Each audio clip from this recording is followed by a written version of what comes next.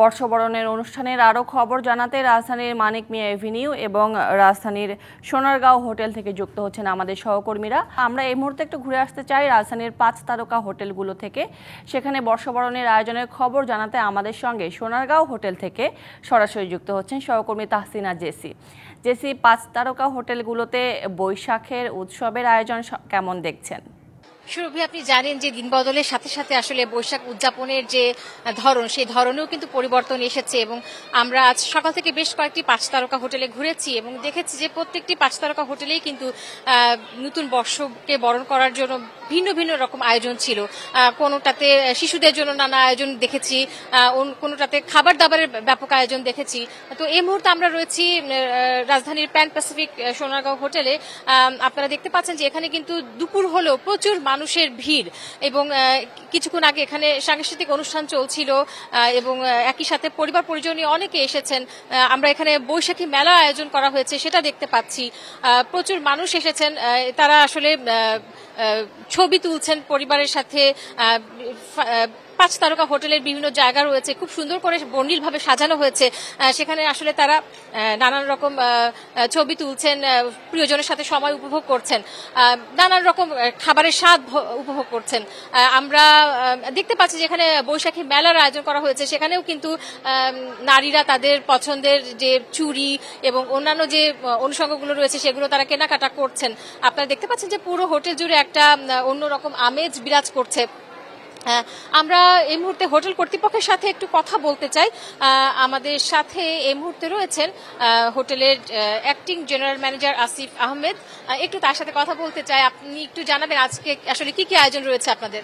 আপনাকে ধন্যবাদ। আমরা গতকাল থেকে নতুন বছরকে স্বাগত জানানোর জন্য আমরা বৈশাখী মেলার আয়োজন করেছি। এবার বৈশাখী মেলায় প্রায় ২৬টি দেশীয় উদ্যোক্তাদের বিভিন্ন স্টল রয়েছে, যেখানে কারুপণ্য, দেশীয় বিভিন্ন কাপড়ের দোকান, আমাদের কসমেটিক্স এবং সেই সহ ব্র্যান্ডেড দোকান রয়েছে এবং সেই সঙ্গে হোটেলে আরও 31টি দোকান এবারের আমাদের বৈশাখী মেলায় রয়েছে। এবার আমরা বৈশাখী মেলায় পরিবার পরিজনদের জন্য বিশেষ আকর্ষণ রেখেছি।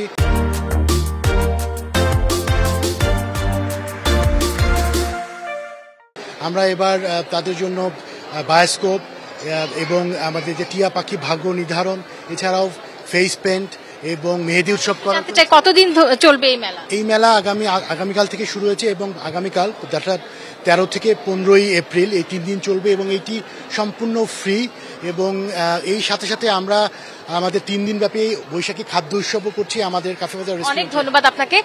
উনি যেমনটি বলছিলেন যে আসলে 3 দিন ধরে এই মেলা চলবে এবং সকলে কিন্তু পরিবার পরিজনে এই আয়োজনটি উপভোগ করতে পারবেন, যেহেতু বাইরে প্রচন্ড গরম এবং ভিড়।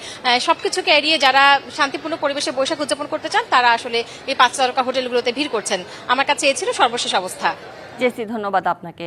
দর্শক, আমরা প্রথমেই যেমনটি জানিয়েছিলাম বর্ষবরণ অনুষ্ঠানের খবর জানাতে রাজধানীর মানিক মিয়া এভিনিউ থেকে আমাদের সাথে এবার যুক্ত হয়েছেন সহকর্মী ফরহাদ উজ্জামান। ফরহাদ, এবার নিশ্চয়ই আপনি আমাকে শুনতে পাচ্ছেন।